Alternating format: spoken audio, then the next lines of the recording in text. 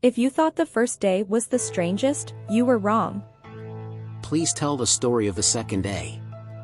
So, since it was established that she is my daughter for these 2 weeks, for the sake of simplicity, I will refer to her as my daughter throughout the story.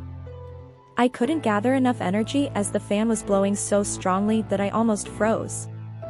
But luckily, my daughter thought of that and gave me an energy drink, cautioning me that it's cold.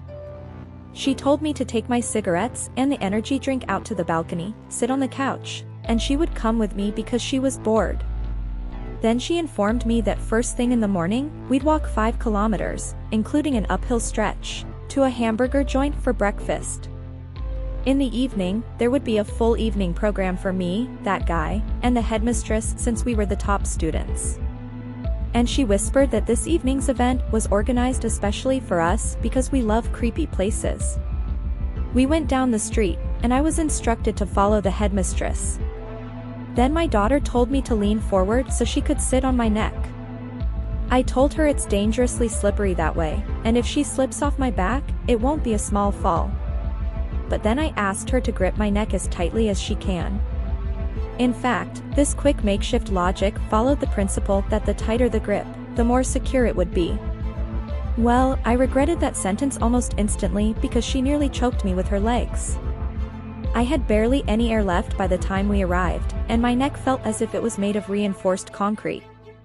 Later, we had such a huge hamburger menu that the burger itself was as big as my head.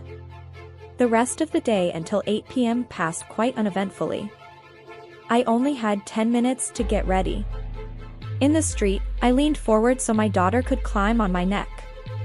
After she climbed up, she crossed her legs and squeezed my neck, but just enough to stay stable in my neck.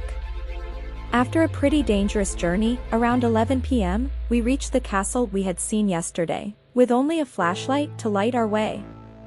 The director handed me my camera and told us to use its light since the flashlight was almost dead.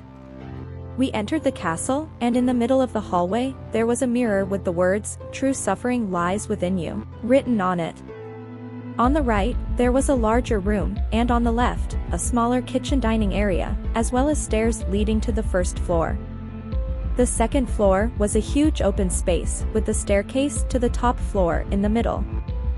I looked around the room and found old documents about a murder that happened here long ago, where a demon killed all the inhabitants of the castle. Since there was no sign of a break-in, we went up to the top floor around 3 a.m.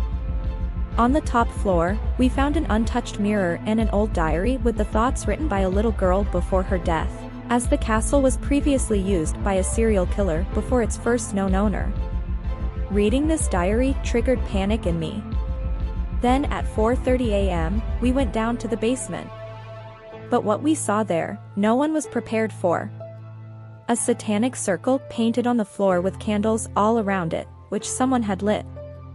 We returned to the house by 7 a.m., which we now called our home. I tried to calm my fears and lit a cigarette.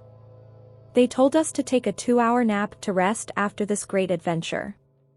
We went into our room, and my daughter hugged me, saying she could see that I was nervous and afraid.